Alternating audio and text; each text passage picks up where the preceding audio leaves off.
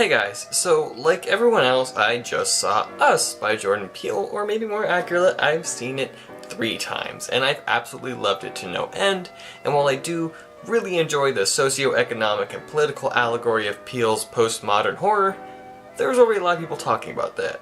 Believe me, I have my own takes and ideas, but there's some people with some really good takes out there already. Instead, I wanted to focus on an aspect that I think a lot of reviewers are overlooking. That being the film's treatment of Zora and Jason, the 2 children of the movie. I think it's easy, especially in horror, to have children fall into tropes and become plot devices or become symbolic for purity or whatever, but Us masterfully treats both Zora and Jason with fully realized and actualized characters with agency, clear motivations, and a concise character arc, all the while allowing them to blend themes of maturity and immaturity together for one holistically satisfying character.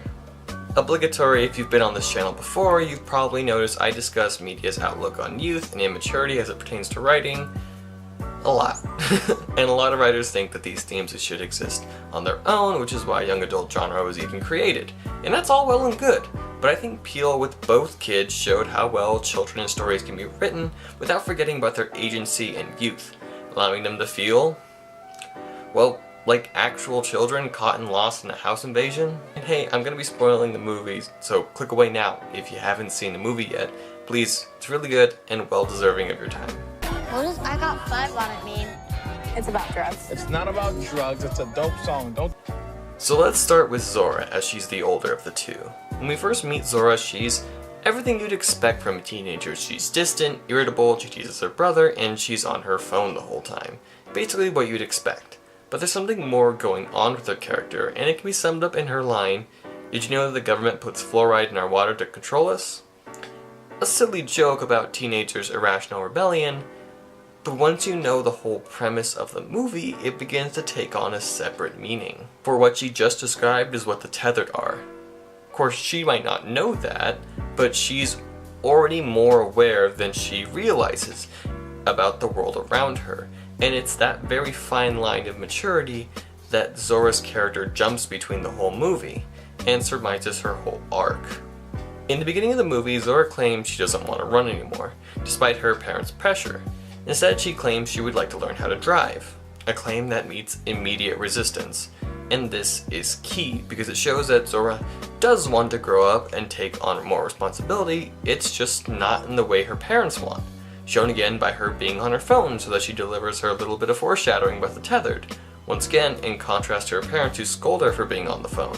Another indicator that she does know and is growing up, just not in the way they want.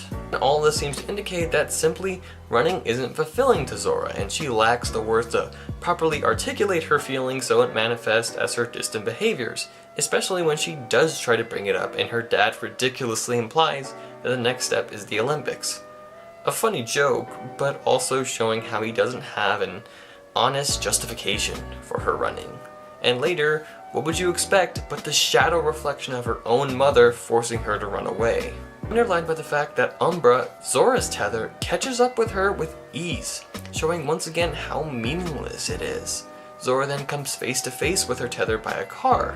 However, it should be noted that she takes refuge on the passenger side, while her tether is on the driver's side, showcasing her immaturity and vulnerability in comparison to her tether. And what shifts this is later on in the story, Zora gets in the driver's seat, and with completely justifiable logic, and then kills her tether by doing the one thing she wanted.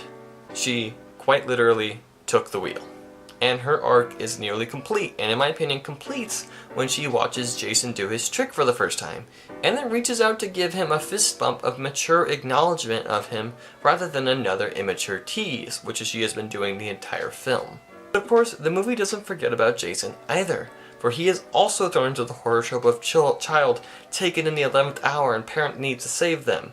But his arc, like his sister, is more subtle and blends with the horrifying themes that he finds himself in.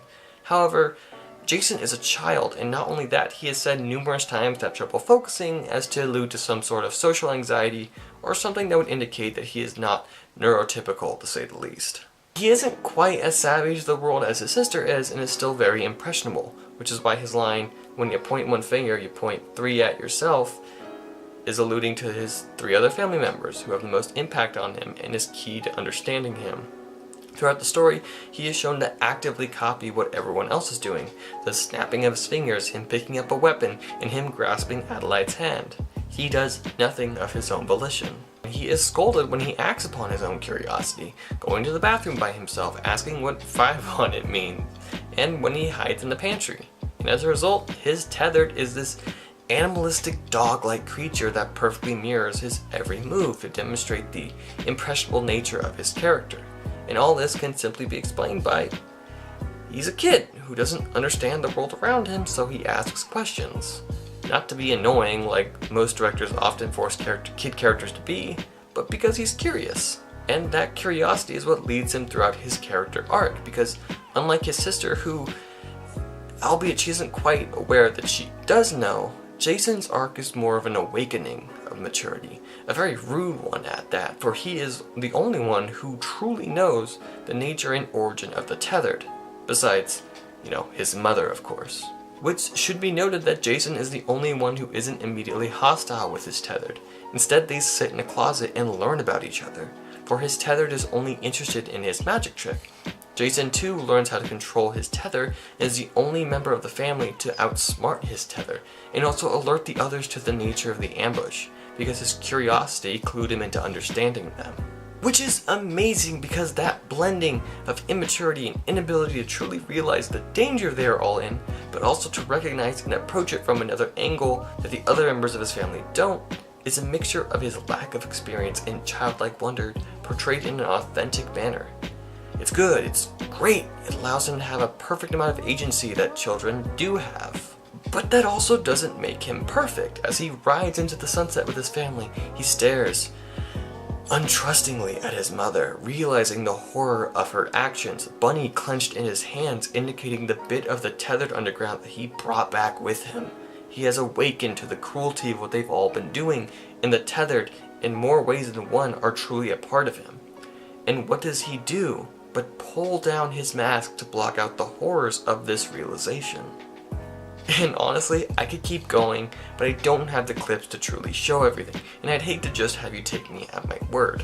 Nonetheless, if you watch it again, watch the children. They are an amazing, yet quiet part of a movie that is equally showcasing Jordan Peele's ability to have these great character arcs within the larger themes at place.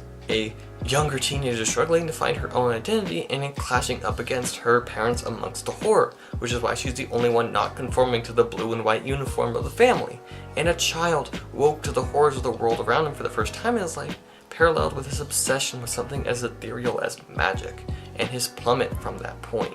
These are characters, and this is how you write and portray youth in all its authenticity and wonder with extreme care and insight. But also, all that being said, it is also due to the amazing acting ability of Shahadi Wright-Joseph and Evan Alex, which is just better than I could ever articulate. But for now, that's all I got. Thank you for watching and sharing this video, and I'll see you next time.